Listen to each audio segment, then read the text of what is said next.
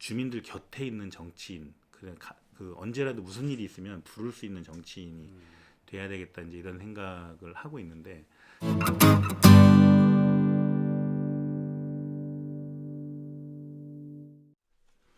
자, 안녕하세요. 뉴스 장터지기 정작입니다. 오늘 4.15 총선 이들을 주목하라에 아주 새로운 분을 한번 모셨습니다. 유성을을 도전하는 안필용 예비후보를 모셨습니다. 안녕하세요. 안녕하세요. 네, 반갑습니다. 네, 반갑습니다. 네. 자, 우리 안필용 후보는 보좌관을 오래 했던 국회통이라고 이렇게 알려져 있고요.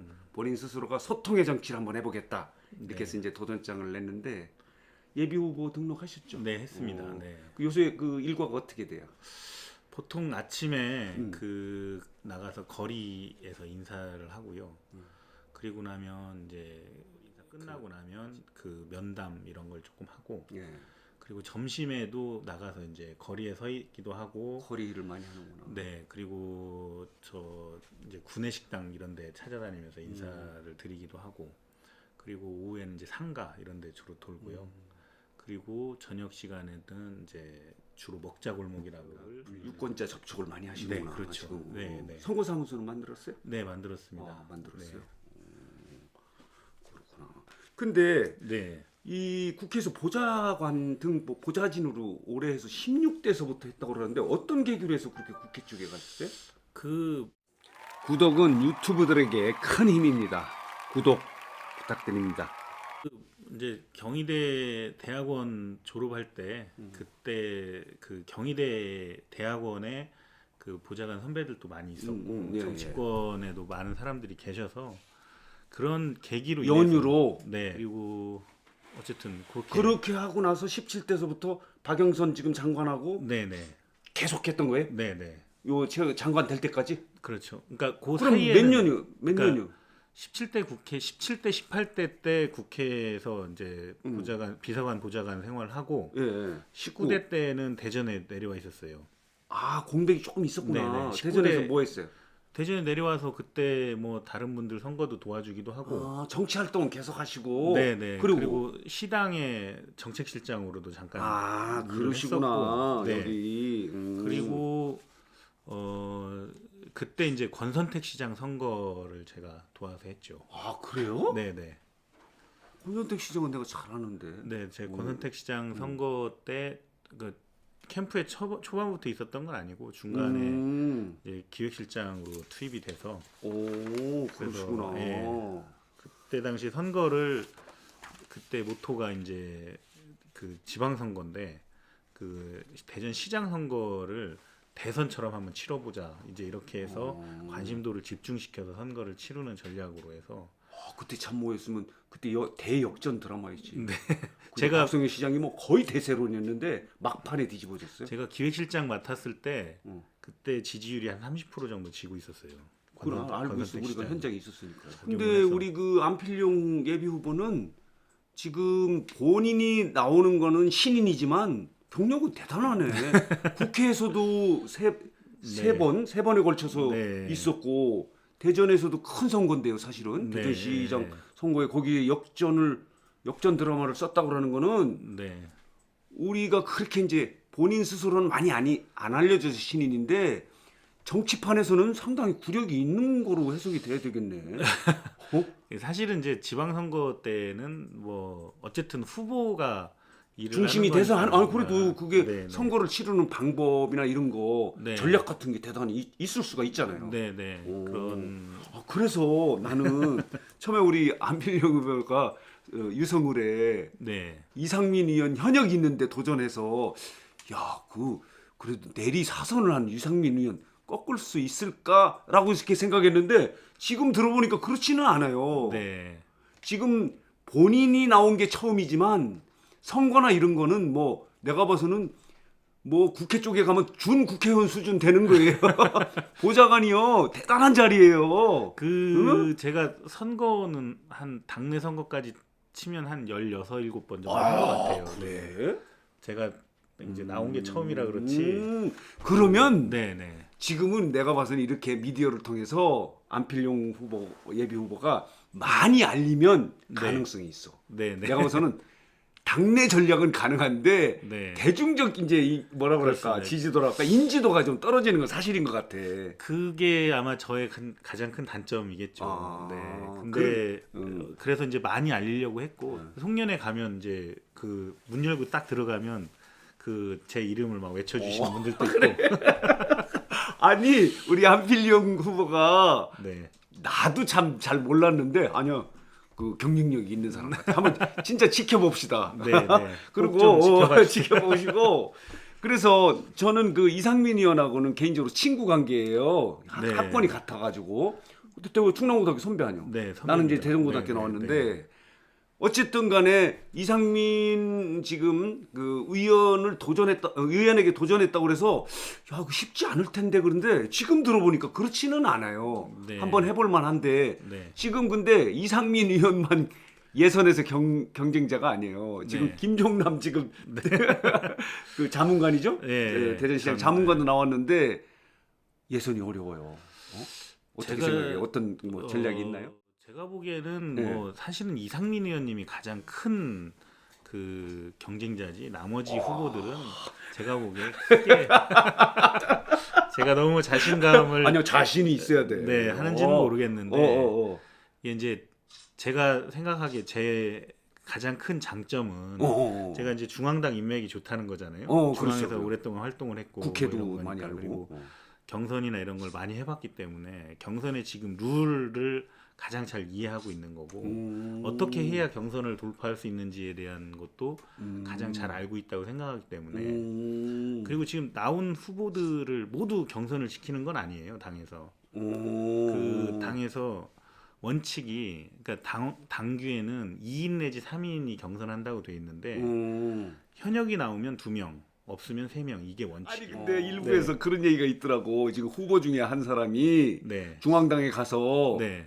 나를 전략 공천해라 이렇게 얘기했다고 그래서 그 지역은 네. 좀 시끌시끌 하던데 더불어민주당 쪽에서 아 그거는 사실은 본인의 희망이었던 거지 불가능한 그런 일이에요. 행동을 한 건 사실이잖아요. 네, 행동을 아니 뭐 액션을 취한 액션을 건. 했는데 네. 사실은 당의 주요 관계자들 지금 공천과 관련해서 의사결정을 할 수 있는 사람들은 한 명도 못 만났죠. 그냥 곁다리만 하신 것 같아요. 네, 제가 중앙당에서 이제 그렇게 됐으면 좋겠다 이렇게 생각을 하는데 전혀 네, 네. 뭐 그거에 대해서는 뭐 걱정도 안 하시겠네 그럼. 네, 제가 뭐 중앙당에서 계속 소식을 듣고 있으니까요. 중앙당의 당직자나 보좌관들이 다 그런 측면에서 보면은 네. 중앙 쪽의 인맥은 훨씬 높고 네. 그분은 아마 또 지역 인맥밖에 없죠. 뭐 예를 들면 네, 뭐 그런데 어쨌든 경선의 중요한 변수 중에 하나가 당원이잖아요. 예 그리고 네, 저 진성당원도 네, 많이 네. 모았어요. 제가 아마 그 1, 2위권 정도 할 겁니다. 그 지역에서 당원 모은 숫자가. 그래? 다 그렇게 얘기하던데 내가 제일 많다고? 그거야 뭐 이제 결과를 까보면 알 일인데 야 그래요? 그 통계를 당에서는 갖고 있기 때문에 어. 당에서는 정확히 알 거예요. 누가 제일 많이 했는지. 그리고 아니 나는 진짜로 네. 우리 안필용 후보 오기 전에는 그 이상민이 쉽지 않을 텐데 그런데 지금 들어보니까 만만치 않아요. 네, 네. 한번 빅 예선 빅 네, 예선이 네, 될 네. 가능성이 있네. 네. 이상민은 좀 신경 좀 쓰셔야 될 것 같아. 선배님 잘 좀 봐주세요. 잘하셨어. 네. 아니 치열하게 싸우고 네. 결과에 대해서 승복하고 또 도와줘야 돼. 완팀 돼야 돼. 아 그럼요. 그럼 다 같은 당인데. 그럼 완팀 돼야 돼. 네. 유성우를 선택한 특별한 이유는 있나요? 거기가 뭐 연고가 그쪽으로 돼 있나요? 그렇지는 않은데 거기가 이제 신도시고 사실은 그냥 솔직하게 말씀드리면 당선 가능성이 제일 높은 지역이죠. 민주당 쪽이 좀 네, 세지. 네. 세지, 예선을 옛날보다. 잘 통과하면 그런 지역이기도 한데 그리고 근데 이제 이 지역이 사실은 굉장히 할 일이 많아요. 제가 보기에 대전에 이제 시계를 중심으로 보면 여기가 변방이잖아요. 그 유성을 지역이 저쪽 세종하고 붙어 있고 뭐 이러니까. 근데 사실은 충청권 전체를 놓고 보면 거기가 가장 중심이고 핫한 지역이에요. 그럼 연구단지 있어. 연구단지가 그럼. 있고 과학벨트가 있고 그럼. 그 옆에 세종시가 있고 그다음에 오송까지 이어지는 그럼. 굉장히 중심 지역인데 그 지역에 대한 평가 또는 이런 것들이 좀 낮았던 게 아닌가. 그리고 그 사실은 연구단지 뭐 지금 리노베이션 얘기도 나오긴 하는데 그 전략이 있었어야 되거든요. 이 지역을 최소한 10년 전쯤에 어떻게 10년 후에는 어떻게 만들겠다. 이런 전략이 있었어야 장기 되는데 프로젝트가 없었구나. 그런 게 없었던 게 아닌가. 그래서 그런 일을 좀 해보고 싶다. 그리고 그냥 이렇게 국회의원이 되고 적당히 이렇게 하는 정도라면 사실 이 지역을 선택할 이유가 없어요.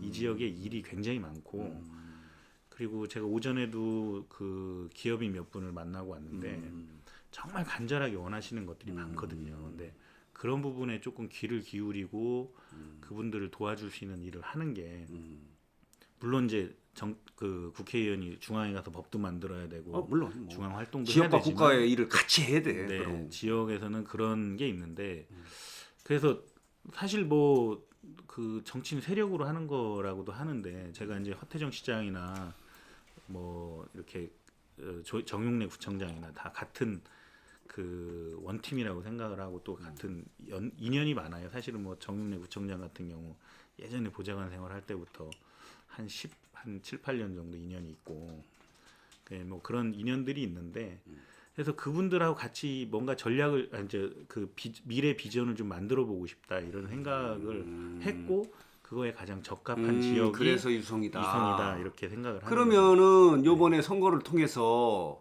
뭐 공약이라고 할 수 있는 건데 나는 이렇게 한번 해보고 했다면 대표 공약이라고 할 수 있나?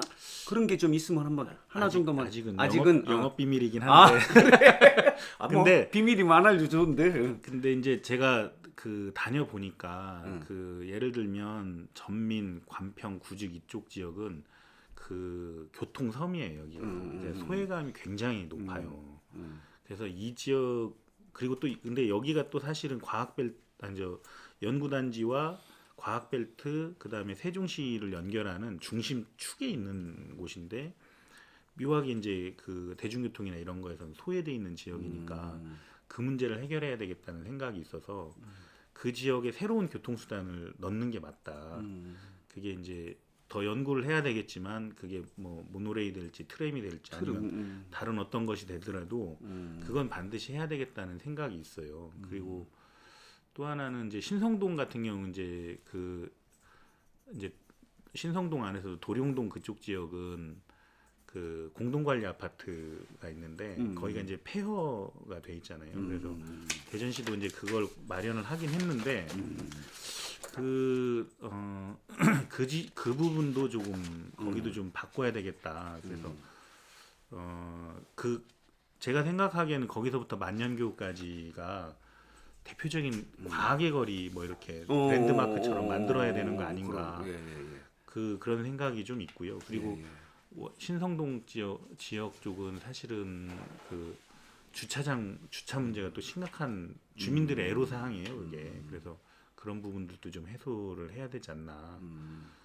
그 뭐 이쪽 노은동 쪽은 대부분 뭐 교통에 해당되는 거기도 한데 그쪽은 이제 대표적으로 젊은 엄마들이 갖는 돌봄에 대한 욕구가 있어요. 또 그리고 거기가 이제 세종시까지 연결하는 도로가 많이 막혀서 고민들이 많죠. 그래서 그런 것도 좀 해결해야 되겠다는 생각을 갖고 지금 공약은 이제 아주 구체적으로 제가 조금 준비를 해놓긴 했는데 제가 오늘 영업 비밀상 이 정도만.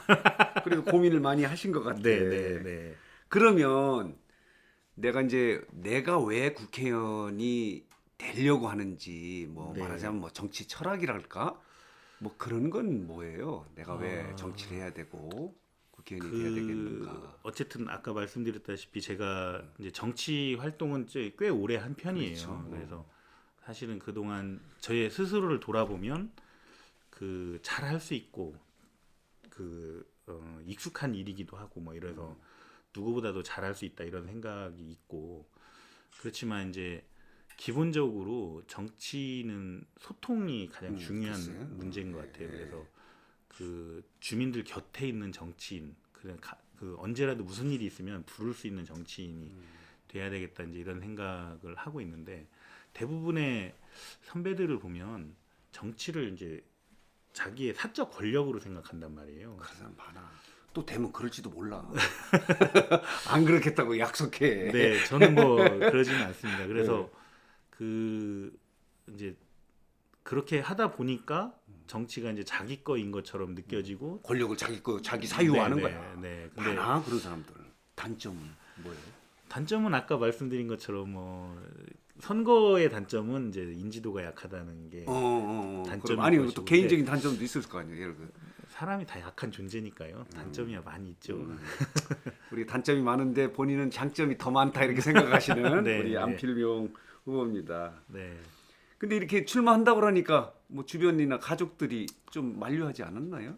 그 저를 이제 오랫동안 지켜보신 분들은 이제 잘했다 이렇게 격려를 많이 해주시더라고요. 이제 네. 그리고 본인이 이제 그 정치가 좀 젊어져야 되겠다 이런 주장을 하면서 세대 교체 얘기를 하는데 네. 그 의미가 뭐예요? 그 물리적으로 그 이제 뭐 신체적 나이가 젊어지고 뭐 이런 게 그 세대 교체가 교체는 아니고 아니라고 물리적 생각해요. 세대 교체가 아니고 네. 정신적 이런 얘기를 하시는구나. 네. 그래서 예.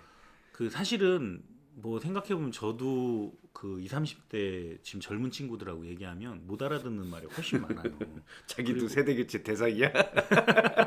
그래서 예. 근데 사실 정치는 훨씬 더 그 빨리 바뀌지. 맞아. 높아 맞아. 있다고. 그래서 맞아. 근데 사실 정치는 어떻게 보면 제도를 만드는 일이기 때문에 가장 늦게 가요. 사회가 뭐 발전해 가면 그 마지막에 정치가 제도를 만들면서 그렇죠. 가는 측면이 법을 있어서 만든다니까.